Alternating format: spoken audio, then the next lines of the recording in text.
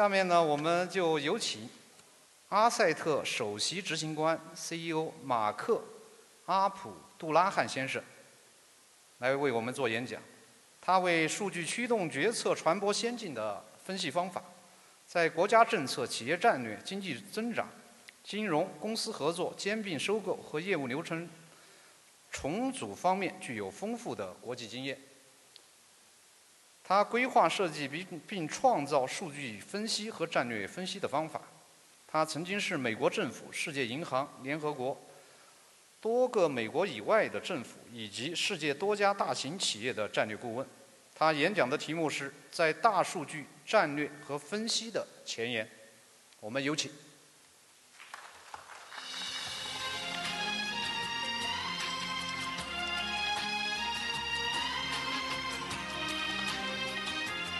Good afternoon, everyone.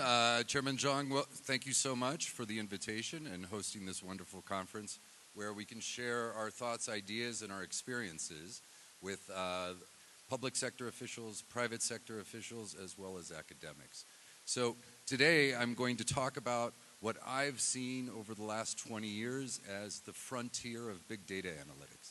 I've had the fortunate or unfortunate experience of being both a professor as well as an entrepreneur and a private sector executive.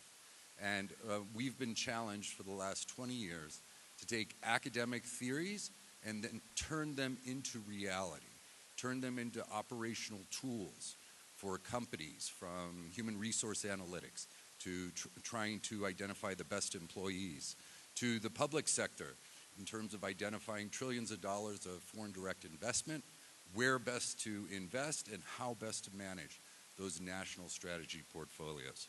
So why are we at this frontier? And we're at the frontier for some very interesting reasons.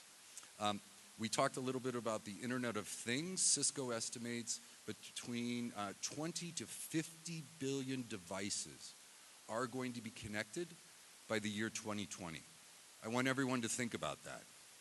That's one device for every object on this planet.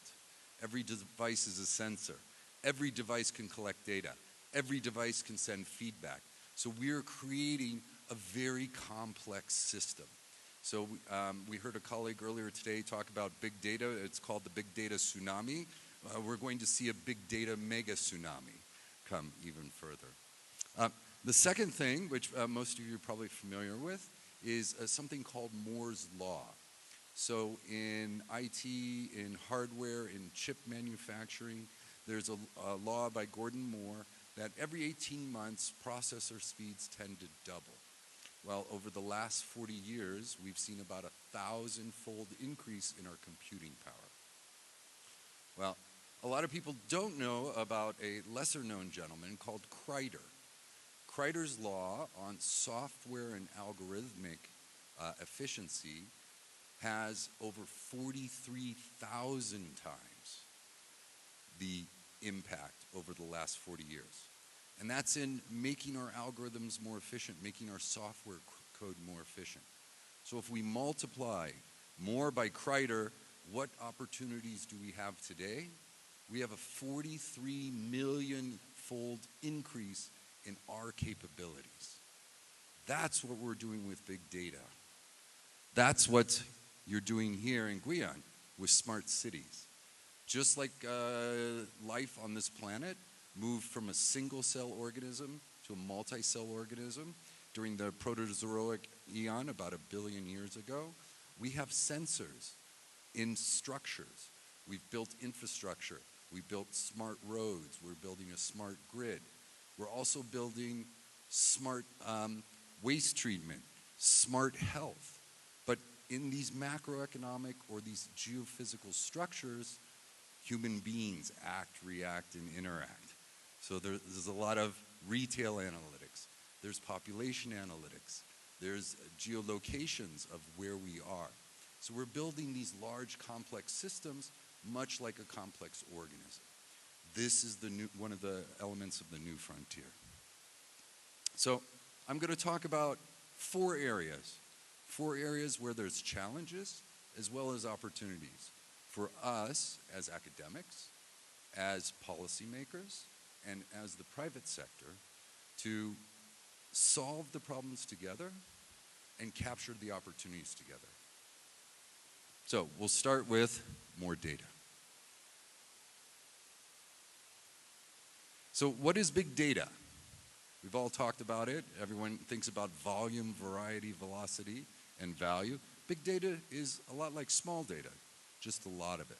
There's a lot of signals. They might be correlated. They might be related. These signals, though, get translated into something that looks very, very messy. So we have to use very different tools, very different techniques as data scientists that we can't use just from a statistical perspective. Here we're using econophysics, we're using spectral analysis, we're using coupled oscillator models to figure out what's the relationship between foreign direct investment and GDP, what's the relationship between asset classes in a market, and how best to hedge our portfolio. So, take you back to statistics class. Small data is all about taking samples from a population. Here we can see we're taking multiple samples, and then given our wonderful statistics training, we're going to make inferences about those samples. One of the fundamental assumptions about statistics is these samples are random, and they're also independent. Well, unfortunately, life isn't like that. What we see through social media, through communication, through transactions, we are interconnected. We all have relationships. So that population is not an independent, it's not a random sample. There's information flows, there's exchanges. It emerges, it creates, it evolves. This violates some of our fundamental assumptions on statistics.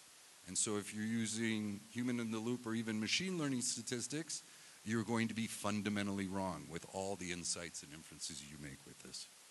So some of the things that we've been doing from here is taking the macroeconomic, the macro structural data, and fusing it with the underlying network analysis. This is an economic policy simulator designed for a government to figure out what's the right economic incentives, taxation structures to create economic growth. Over here we can see individuals performing commercial transactions. Over there we can see changes in terms of GDP or SDP per capita.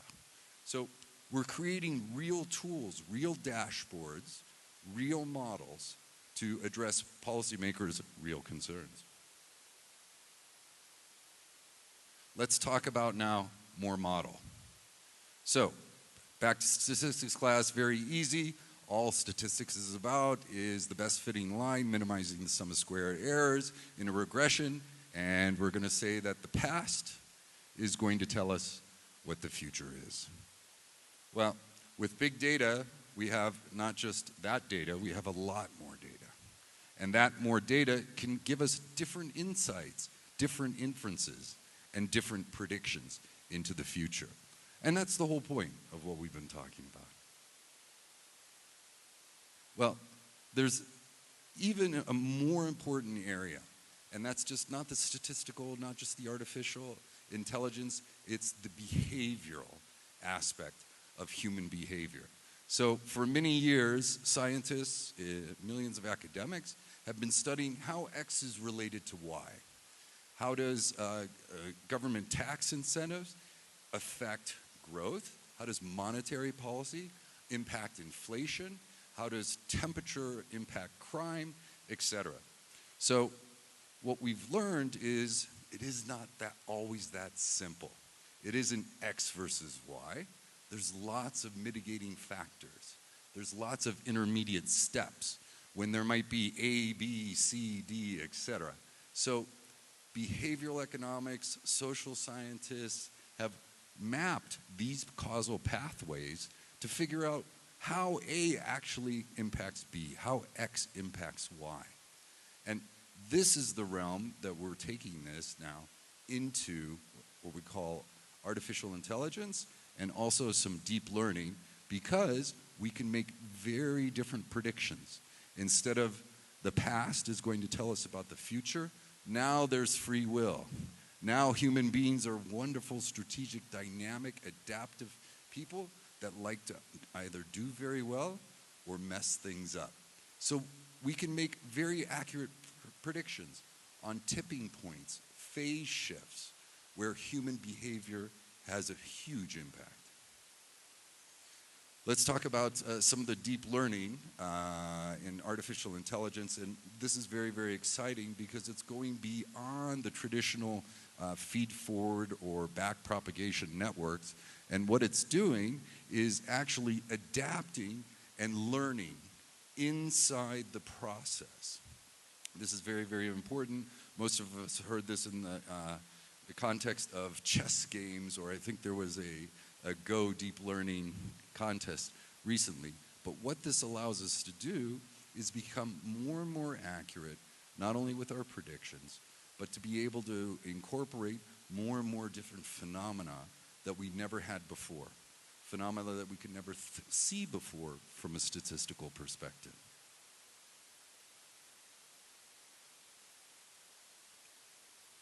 So what we've been doing is taking more data, taking big data, taking artificial intelligence, and turning it into real-world applications. So here's an example, just as we saw earlier about Microsoft's pollution map.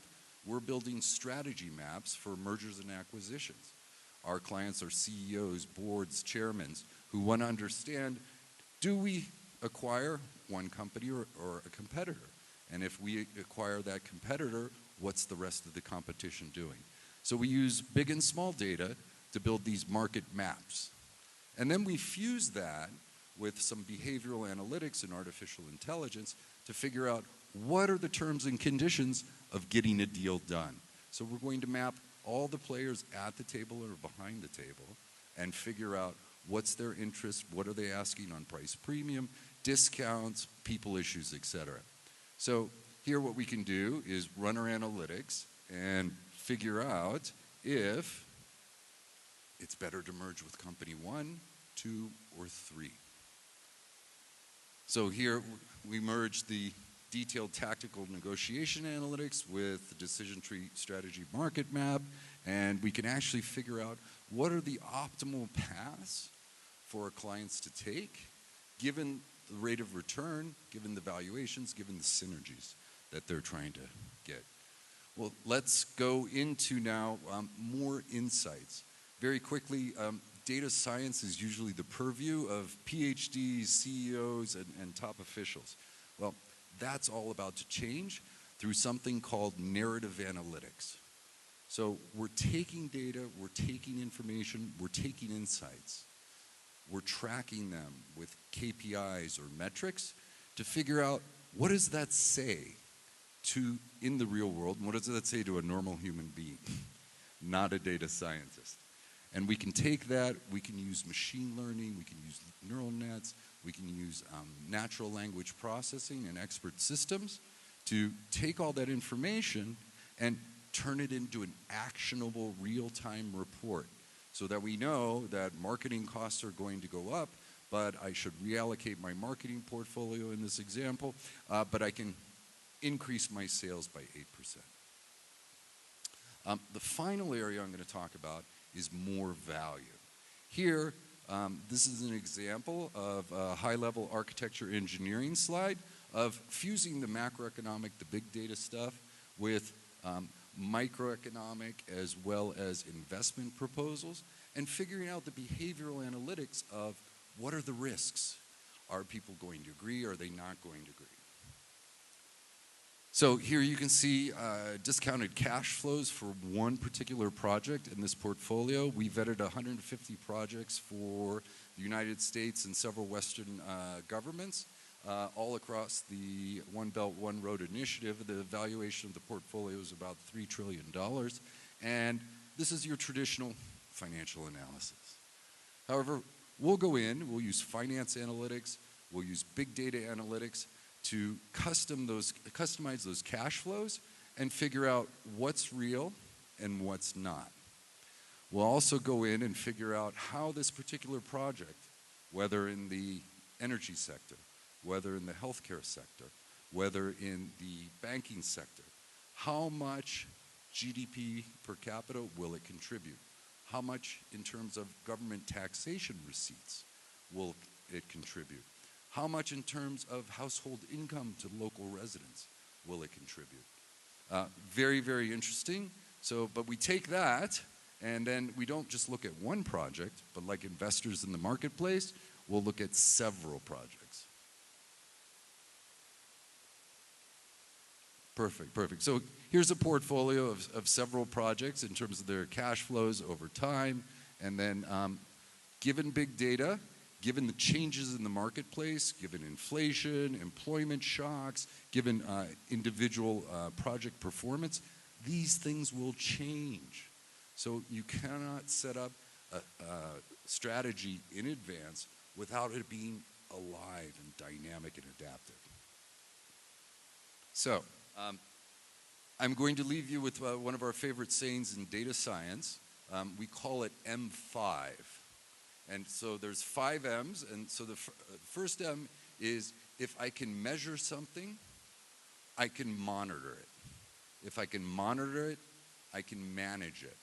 If I can manage it, I can model it, and if I can model it, I can monetize it. So thank you everyone for your attention today. I look forward to both the challenges and opportunities we can solve together. 谢谢。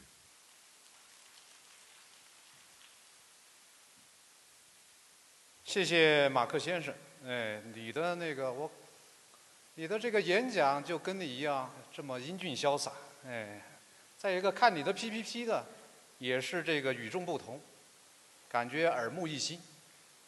你用了这么短的时间啊，分享了你20年的整个的这个在学术界、在私营部门、在公共部门、在国家政府各个领域构建的战略分析的经验。